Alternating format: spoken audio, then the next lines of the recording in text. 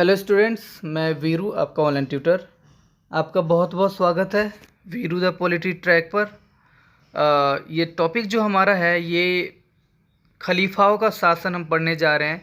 शुरू के जो 4 खलीफाए हैं उनके बारे में हम पढ़ेंगे इस वीडियो में, ठीक है, बढ़िया तरीके से। और खलीफाओं के शासन को खिलाफत काल कहा जाता है, ठीक है। तो सही से कार्य करेंगे हम, सही से पढ़ेंगे हम, ठीक है। एक बार देखते हैं, बहुत बढ़िया है। और ये वीडियो का पार्ट 3 है, पार्ट 2 ऑलरेडी आ चुका है, एक बार ज़रूर देखिएगा। अबू बकर की बात करते हैं।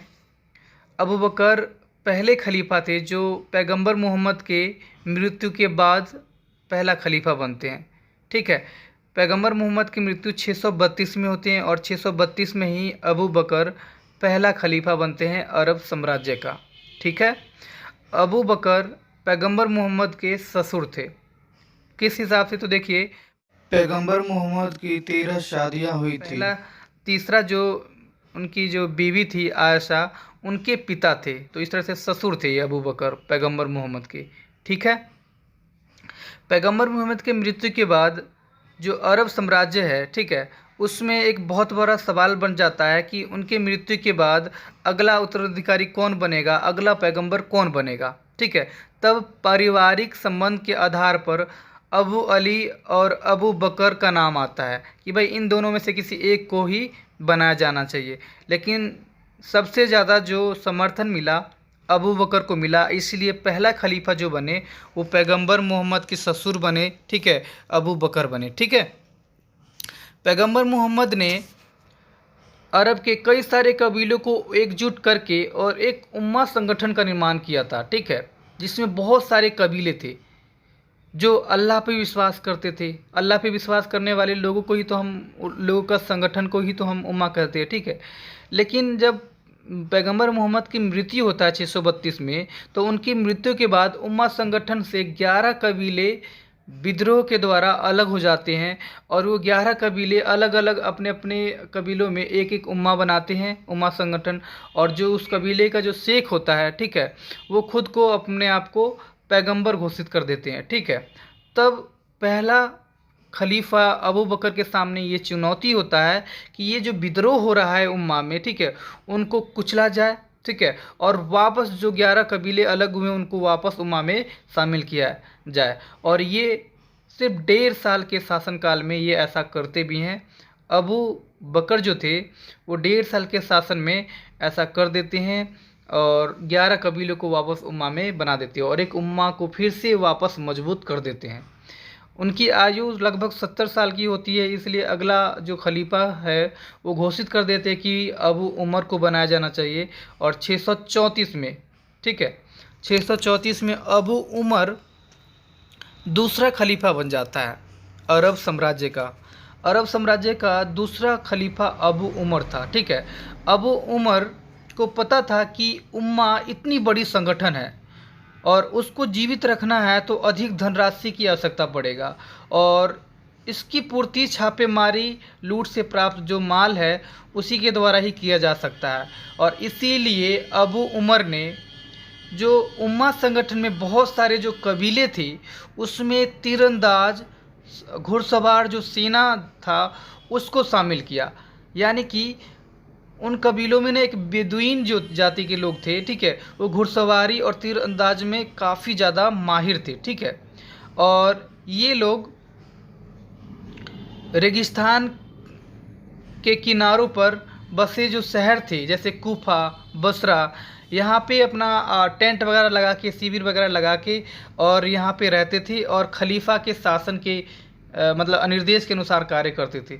तो ये अबू उमर ने एक मजबूत सेना का निर्माण किया और मजबूत सेना का निर्माण इसलिए किया गया था ताकि अधिक से अधिक धनराशि को इकट्ठा किया जा सके। दूसरा, आसपास के क्षेत्रों को जीत करके, कब्जा करके और इस्लाम धर्म का विस्तार करना है, ठीक है। तो ये मेन रीजन था दो, कि धनराशि जो एकजुट करना है, इकट्ठा करना है अधिक से अधिक और अपने साम्राज्य को बढ़ा करके और इस्लाम धर्म को स्थापना करना है। और इसके लिए एक शक्तिशाली सेना होना था और इस शक्तिशाली सेना में भर्ती जो किया गया बेदुइन को किया गया, ठीक है। और ये लोग कहाँ रहते थे? रेगिस्तानी क्षेत्र में रहते थे, जैसे जो कूफा है, बसरा है, यहाँ पे शिविर वगैरह में रहते थे। ठीक है, और ये खलीफाओं के शासन के निर्देश के अनुसार कार्य करते थे। ठीक है, ये शासक वर्गों और सैनिकों को लूट का हिस्सा मिलता था। जो सैनिक जो लूटपाट करते थे और जो पैसे लाते थे, धन लाते थे, तो उसमें से कुछ हिस्सा सैनिकों को दे दिया जाता था। सैनिकों को महीने महीने वेतन तो मिलता ही था, अब लूट का हिस्सा भी मिलता था। इसलिए सैनिक बहुत ही जोश के साथ लूट में शामिल होते थे और लूटपाट करते थे। साथ ही साथ उन्हें मासिक वेतन दिया जाता था, ये तो मैंने बता ही दिया आपको। ठीक है दोस्तों, एक चीज़ याद रखिएगा, गैर मुस्लिम समुदाय जैसे कि वहाँ पे यहूदी, ईसाई और जरतुश थे। ठीक है, 3, तो इनको संपत्ति का अधिकार और धार्मिक कार्य करने का अधिकार तभी बना रहता था जब वो कर देते थे, यानी टैक्स देते थे। ठीक है, अबू उमर ने एक भारी भरकम बेदीनों का सीना तैयार तो कर लिया था। ठीक है, अब इन्होंने सोचा कि भाई अब हम राज्य विस्तार करेंगे, मतलब दूसरे को भूमि को छीनेंगे और अरब साम्राज्य जो है उसको हम बढ़ाएंगे। और अबू उमर का जो दृष्टि पड़ा वो 2 महान साम्राज्यों पे पड़ा। उस समय 2 महान साम्राज्य काफ़ी दूर दूर तक फैला हुआ था, और वो साम्राज्य था बाइजेंटाइन साम्राज्य और ईरानी साम्राज्य, जिसे हम ससानी साम्राज्य भी कह सकते हैं। ये 2 महान साम्राज्य दूर दूर तक फैला हुआ था। ठीक है, और इस शक्तिशाली साम्राज्य पर अरबों का नज़र पड़ता है, यानी अबू उमर जो थे वो सोचते हैं कि इन 2 शक्तिशाली साम्राज्यों को अपने अधीन लाकर और वहाँ पे क्या करना है, इस्लाम धर्म की स्थापना करना है।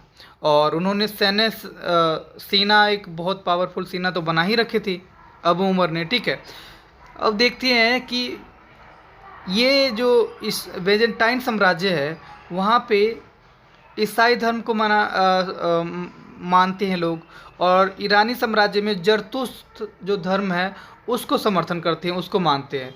और इसी वजह से दोनों साम्राज्यों में धार्मिक संघर्ष चलता रहता है, और दोनों ही साम्राज्यों में अभिजातों का भी विद्रोह होता रहता था।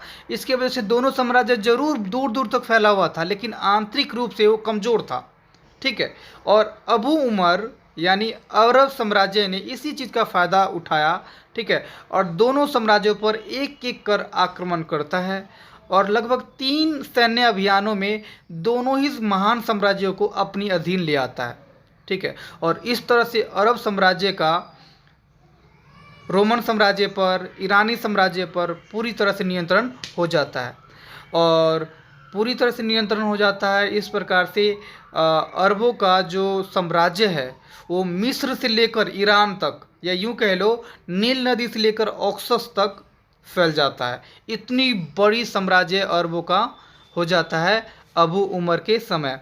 और ये इतनी बड़ी जो साम्राज्य है ना, पैगंबर मोहम्मद की मृत्यु के सिर्फ 10 साल के अंदर अंदर ही हो जाता है। मैंने बताया था ना, नील से लेकर ऑक्सस तक इतनी बड़ी साम्राज्य, ठीक है, या मिस्र से लेकर ईरान तक इतनी बड़ी साम्राज्य जो था वो पैगंबर मोहम्मद के मृत्यु के 10 साल के अंदर अंदर ही कर लेते हैं। ठीक है, तो इस तरह से इस्लाम का बहुत तेज़ी से आसपास के जो अरब क्षेत्र हैं, ठीक है, वहाँ पे विस्तार होता है। लेकिन क्या होता है कि 644 में, कब 644 में अबू उमर का हत्या कर दिया जाता है। ठीक है, और अबू उमर का हत्या किया जाता है तो याद रखिएगा अबू उमर ऐसा पहला खलीफा था जिसका हत्या किया गया, क्योंकि पहला खलीफा अबू बकर था, उनकी मृत्यु होता है, हत्या नहीं होता है। लेकिन अबू उमर जो थे उनकी हत्या किया गया, और इनके बाद भी जितने भी खलीफा आएंगे ना, ज़्यादातर खलीफाओं की हत्या ही किया जाता है। तो पहला खलीफा तो अबू उमर ही बना ना, हत्या किया जाने वाला।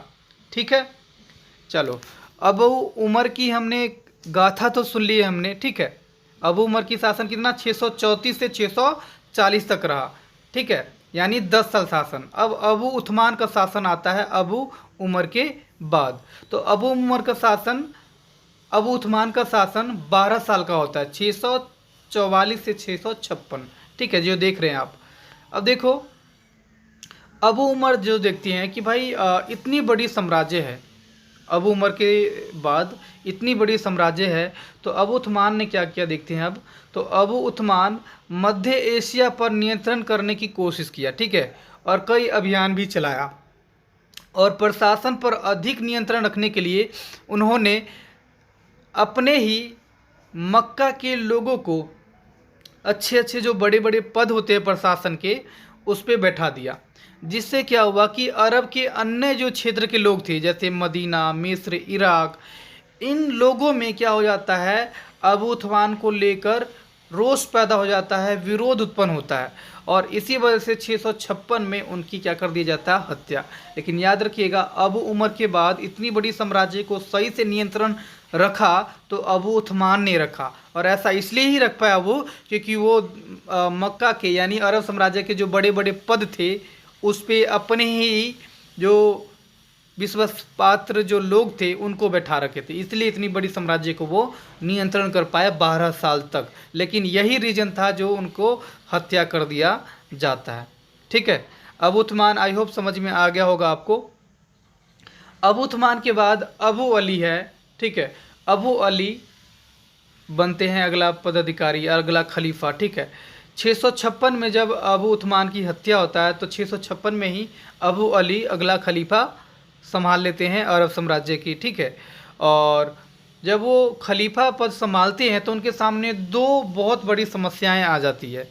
और दो समस्याएं बड़ी ये होती है कि पहला तो ये था कि पैगंबर मोहम्मद का जो तीसरी पत्नी थी आयशा, ठीक है, तो तीसरी पत्नी जो आयशा थी उनका एक गुट था जो अबू अली का जो खलीफा पद है उसको विरोध कर रही थी, ठीक है। तो मोहम्मद अली की तीसरी पत्नी पहला गुट हुआ जो उनके लिए परेशानी था। दूसरा था मुआविया का गुट। मुआविया कौन था, तो उस्मान जो अभी तीसरा खलीफा जो जिनकी हत्या किया गया है, उस्मान के नातेदार था कौन, मुआविया। और सीरिया का गवर्नर भी थे वो। तो इस तरह से सेना का भी पावर है मुआविया के पास, ठीक है, खुद का सेना मुआविया के पास था। तो इस प्रकार से आयशा और मुआविया का ये दो गुट अली के लिए सरदर्द बना हुआ था जब वो खलीफा पद संभालते हैं। और 1956 में अली पद संभालते हैं। अच्छा, अली के बारे में एक और चीज़ जान लो। अली जो थे वो पैगंबर मोहम्मद की जो पहली पत्नी थी खदीजा बेगम, तो खदीजा बेगम की जो बेटी थी वो उनका नाम था फातिमा। और फातिमा का जो पति थे ना वो अबू अली थे, यानी अबू अली पैगंबर मोहम्मद का दामाद थे, ठीक है। तो पहला खलीफा जो था, ठीक है, वो अबू बकर था जो उनका ससुर था और ये दामाद है, ठीक है। तो ये याद रख लेना। तो दो गुट था, एक आयशा का गुट और दूसरा मुआविया का गुट जो अली के लिए सरदर्द बना हुआ था। 1956 में ये अबू अली खलीफा पद संभालते हैं। और 1957 में आयशा के साथ इनका लड़ाई होता है, ऊँट वाली लड़ाई, ठीक है। और ऊँट के युद्ध में आयशा को बलपूर्वक अली ने पूरी तरह से दमन कर दिया, हरा दिया आयशा को, ठीक है। उसके बाद मुआविया के साथ एक बहुत बड़ा युद्ध होता है अली के साथ, ठीक है। और ये जो युद्ध है संधि के द्वारा मुआविया संधि कर लेता है अली के साथ, ठीक है। और इस तरह से ये युद्ध थम जाता है।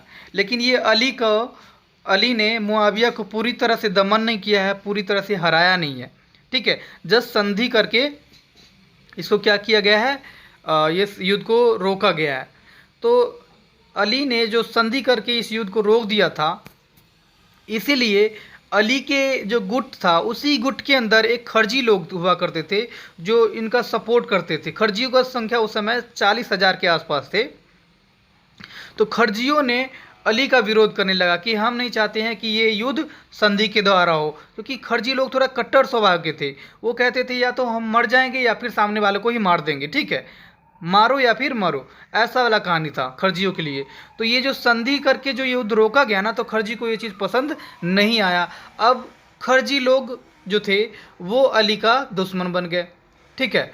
तो यहाँ पे अब दुश्मन दो हो गए, कौन, अली का। पहला तो मुआविया अभी भी जीवित है और उसका गुट, और दूसरा खर्जी भी अब उसका दुश्मन बन गया, ठीक है। तो देखो बच्चों, अली है ना, अली के शासनकाल के दौरान में जो अरब साम्राज्य का जो राजधानी था वो था कूफा। तो कूफा में ये जो 661 में ये अली जो थे वो शासन कर, वो क्या नाम है, नमाज पढ़ रहे होते एक मस्जिद में, ठीक है। और एक खरजी ने ये नमाज पढ़ते समय अली को चाकू मार के उनको हत्या कर देते हैं, ठीक है। और इस तरह से 661 में इनके क्या हो गया, मृत्यु। तो इस तरह से देखोगे तो बच्चे अली का शासन, अली कितने साल शासन कर पाए, 5 साल शासन कर पाए। पहला जो था अबू बकर वो 1.5 साल, दूसरा अबू उमर 10 साल, फिर अबू उस्मान 12 साल, और चौथा जो खलीफा थे वो शासन किए 5 साल, 656 से 661 तक, ठीक है। 661 में अब अबू अली का जो 2 बेटे थे उसमें से पहला बेटा बड़ा जो था हसन था, तो हसन 5वां खलीफा बनता है, ठीक है।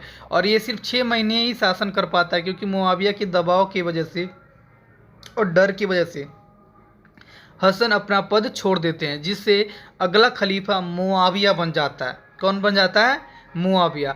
और मुआविया जैसे ही खलीफा पद संभालता है तो याद रखना उम्मद वंश की स्थापना हो जाता है। यानी उम्मद वंश की स्थापना कब हुआ, 661 में। और उम्मद वंश की पहली खलीफा कौन, तो मुआविया, क्योंकि मुआविया ने ही उम्मद वंश की स्थापना किया था। तो चलो दोस्तों, शुरू के जो 5 खलीफा थे जो कुरैश कबीले से थे, जो पैगंबर मोहम्मद के पारिवारिक संबंध के आधार पे थे, ठीक है, उनके बारे में हमने पढ़ लिए। अब हम आगे जो खलीफाओं के बारे में पढ़ेंगे वो उम्मद वंश की खलीफा होगा। कौन सी वंश की, उम्मद वंश की खलीफा। आई होप आपको समझ में आ रहा होगा, ठीक है। तो ये अगला वीडियो हम में कवर करेंगे इसे हम। अगर वीडियो अच्छा लगे तो प्लीज़ यार लाइक शेयर कमेंट और सब्सक्राइब कर दीजिएगा, और साथ ही बेल आइकन को दबा लीजिएगा ताकि हमारा न्यू वीडियो का नोटिफिकेशन जल्दी मिल जाए। Thank you so much.